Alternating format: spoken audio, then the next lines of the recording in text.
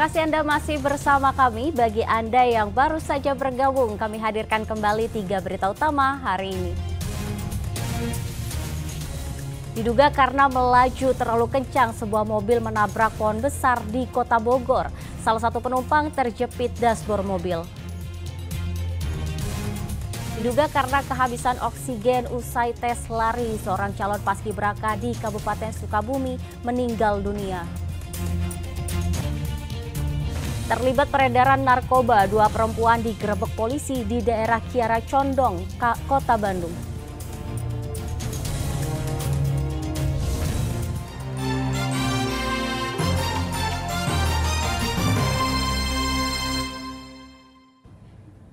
Ya, berita duka datang dari sekolah menengah atas di Kabupaten Sukabumi. Seorang siswi SMA yang sedang tes paskibraka tiba-tiba kejang dan meninggal dunia.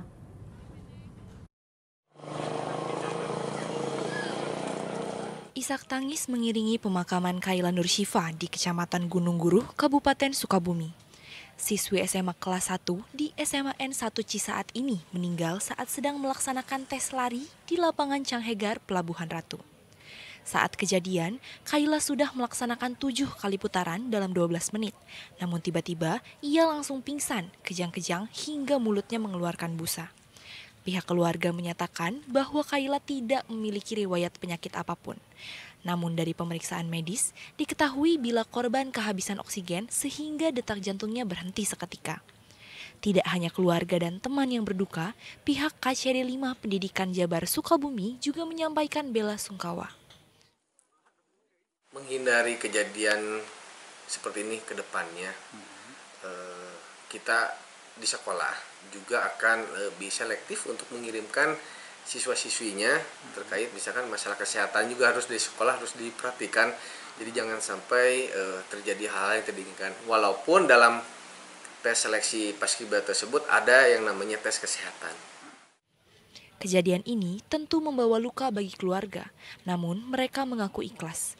Pihak KCD berharap ada perhatian khusus terhadap kasus tersebut sehingga tidak terjadi lagi hal-hal yang serupa. Asep Didi melaporkan dari Sukabumi, Jawa Barat. Bapaknya ada jam segini. Ya, tim SAR gabungan menemukan 1 korban yang terseret arus ombak di pantai barat Pangandaran dalam kondisi meninggal dunia. Korban ditemukan sejauh 500 meter dari lokasi tenggelam dan tim SAR masih melanjutkan pencarian terhadap 1 lagi korban. Setelah 4 hari dicari, korban terseret ombak pantai barat Pangandaran bernama Muhtadin ditemukan dalam kondisi meninggal dunia Senin siang.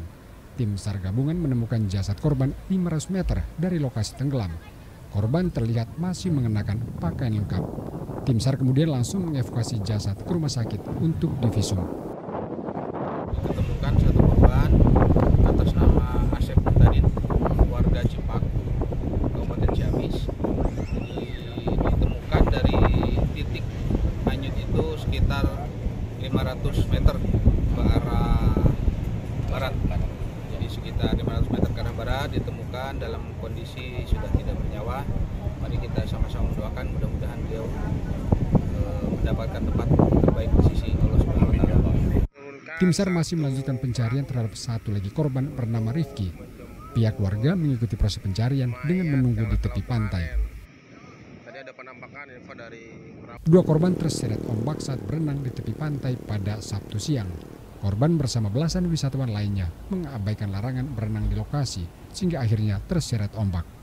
Eko Stebudi melaporkan dari Pangandaran.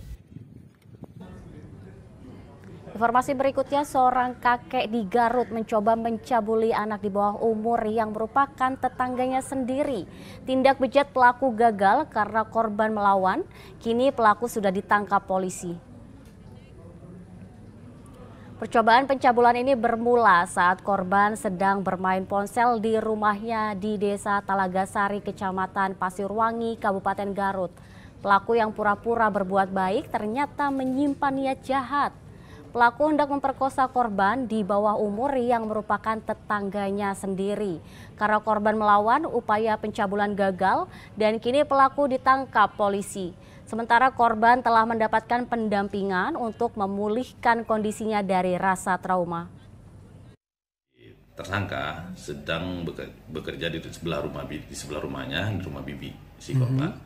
Melihat korban lagi tiduran dan berusaha bercanda dengan korban dengan kata-kata boleh ditemenin tidurnya karena gitu. Sedang korban kan lagi main HP tiduran. Nah, tidak direspon oleh korban, ternyata tersangka langsung masuk dan ikut tidur di sebelah korban dan melakukan perbuatan cabul tersebut. Korban melawan, meronta. Dua perempuan di Kiara Condong, Bandung terlibat peredaran sabu-sabu. Dari hasil pemeriksaan, kedua pelaku ternyata keluarga dari seorang pengedar narkoba yang kini masih buron. Polisi menyita sabu-sabu seberat 62 gram.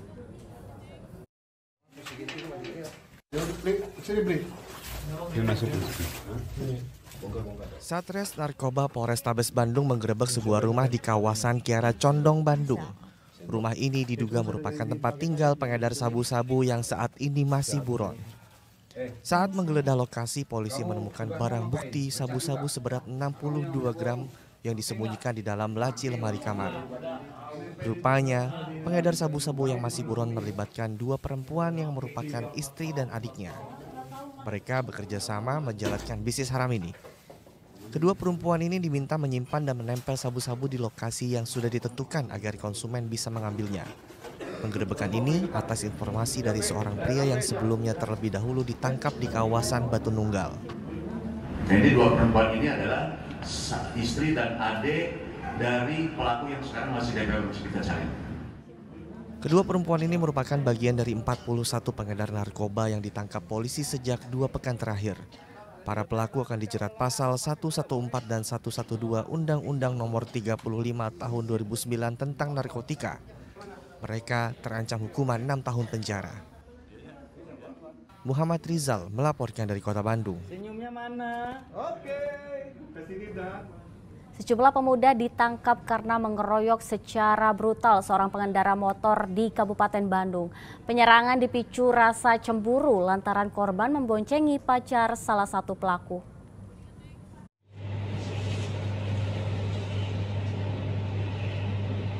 Penyerangan brutal terhadap seorang pengendara motor terekam kamera pengawas sebuah toko selain kecil di kawasan Ciparai, Kabupaten Bandung.